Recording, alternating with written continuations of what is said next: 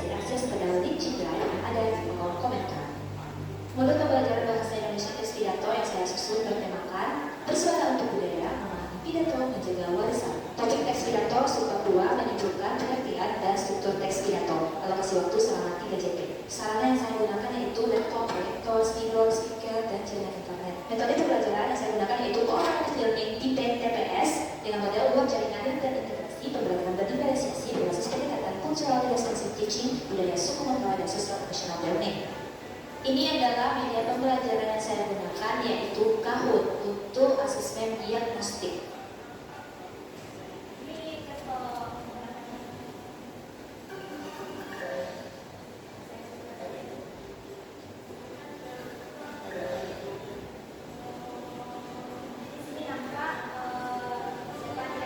Selanjutnya ada materi ajar yang saya desain menggunakan Canva. Juga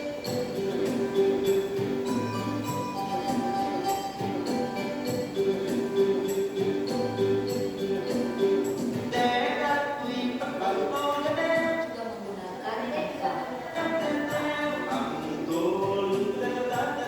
Saya menggunakan word search puzzle. Saya menggunakan spinner atau spin the wheel untuk menentukan siswa yang presentasi atau menjawab pertanyaan.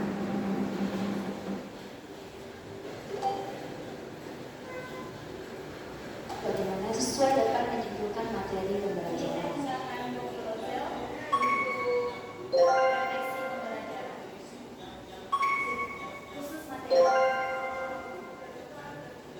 Saya menggunakan Padlet.com untuk sarana refleksi pembelajaran.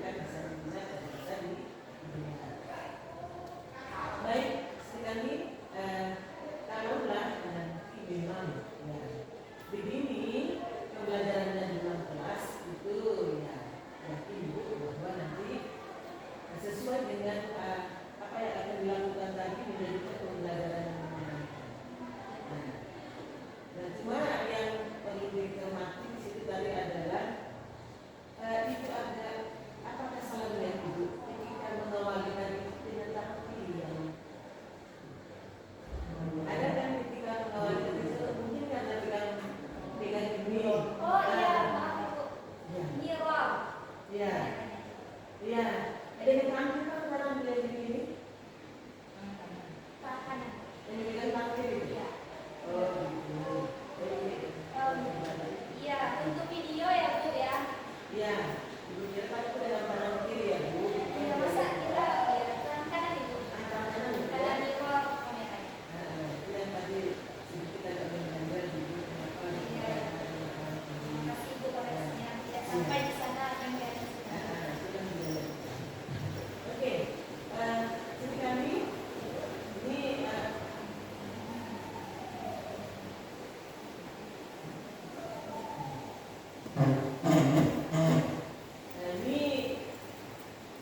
apa namanya ini itu tidak dilihat ya.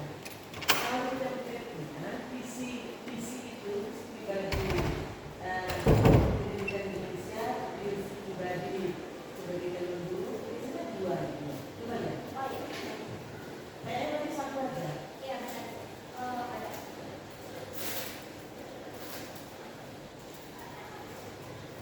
Ini yang khusus pendidikan di Indonesia. Ya. Kalau yang tadi kan sedang ditampilkan yang khusus calon guru. Iya. Kalau ini untuk Iya. Nah, ibu ingin kalau untuk Indonesia itu kan memang dia besar, kan? Iya. Ibu ingin melihat visi pribadinya tadi itu sebagai calon guru. Nah, senantiasa memiliki iman dan dalam diri dan mampu melakukan usaha dengan baik. Jadi dia berperan sebagai contoh dan dia bukan hanya berbuat diri dan sebagainya. Calon guru harus memiliki kompetensi yang tinggi, keterampilan pedagogis yang inovatif. Keterampilan pedagogis yang inovatif ini nanti perlu dijelaskan.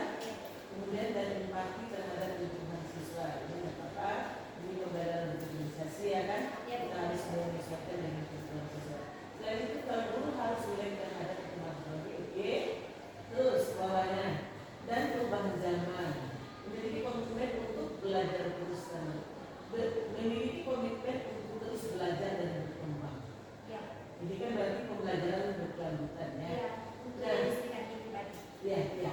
Nah, mohon dijelaskan yang tadi itu yang di atas yang bukan dari tadi. Sebagai ini keterampilan pedagogis yang inovatif itu seperti apa maksudnya? Jadi untuk keterampilan pedagogis inovatif ini Bu lebih ke bagaimana guru itu kelak harus lebih kreatif gitu, lebih kreatif mengembangkan cara-cara belajar pastinya dengan cara baru. Seperti selain berkembangnya kurikulum atau pendekatan-pendekatan kan Bu, jadi guru harus langsung adaptif gitu Bu. Jadi dia bukan hanya kayak dulu kan Bu ada metode ceramah. Ternyata sampai 2025 saat ini tidak bisa kita tutup kemungkinan bahwasanya masih banyak guru-guru yang masih memakai metode ceramah. Seringkali melihat hal seperti itu sepertinya ada beberapa guru yang belum adaptif, yang inovasi dalam diri dia sebagai khususnya pedagogis itu kayaknya tidak berkembang. Seringkali berkaca dari itu mau menjadi guru yang harus mempunyai inovasi pedagogis. Jadi kedepannya kalau menjadi guru sebenarnya harus kreatif, adaptif gitu Bu. Itu sih Bu lebih ke bagaimana pembelajaran lebih menarik dan bermakna. Bagaimana pembelajaran itu dilaksanakan? Iya. Kan? Memang setiap metode itu bisa memiliki keunggulan dan kelemahan. Iya. Kan? Bagaimana penggunaannya tentu sesuai dengan kebutuhannya. Iya. Misalkan ketika kita menjelaskan konsep, mungkin perlu ceramah, tapi tidak boleh terlalu lama. Nah, untuk memberikan contoh mungkin kita perlu yang ini, mungkin yang ini perlu ini, kan? Iya. Nah, Jadi pengembangan lebih mengembangkan dengan cara-cara yang baru, kreatif. Iya. Karena sekarang ya orang sudah malas untuk menyimak yang dia lebih banyak ingin berbuat. Tidak apa-apa ya. Mudah-mudahan kayak ini bisa tercapai. Ya. Terima kasih Bu. Oke. Yang berikutnya sedikit Ibu ingin melihat ini desain pembelajaran teks pidato dengan model TPS ya. Iya, think person. Nah, mungkin perlu dijelaskan bagaimana pelaksanaan dari pembelajaran itu. Sekitarnya di SMP 6 Iya. Di SMP 3 SMP 6. SMP SMP 6 ya. Berarti dengan Ibu apa? Ibu Deni DPK. Kita sebagai Nah, Nah, mungkin sedikit ini diperjelaskan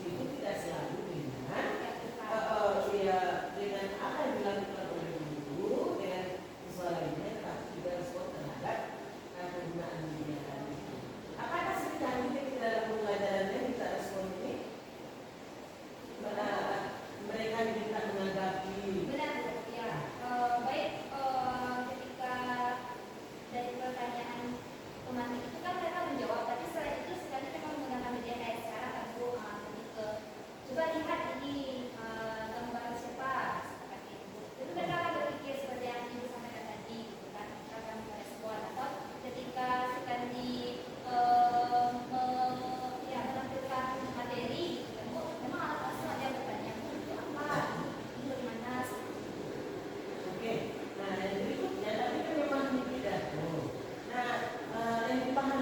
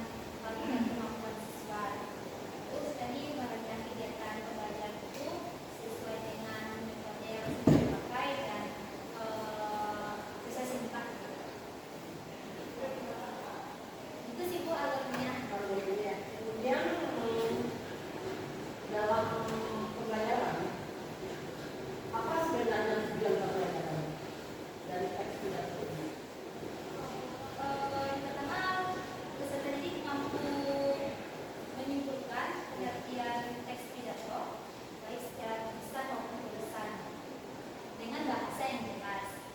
Kalau yang kedua, peserta didik mampu mengidentifikasi struktur teks pidato pada contoh teks pidato.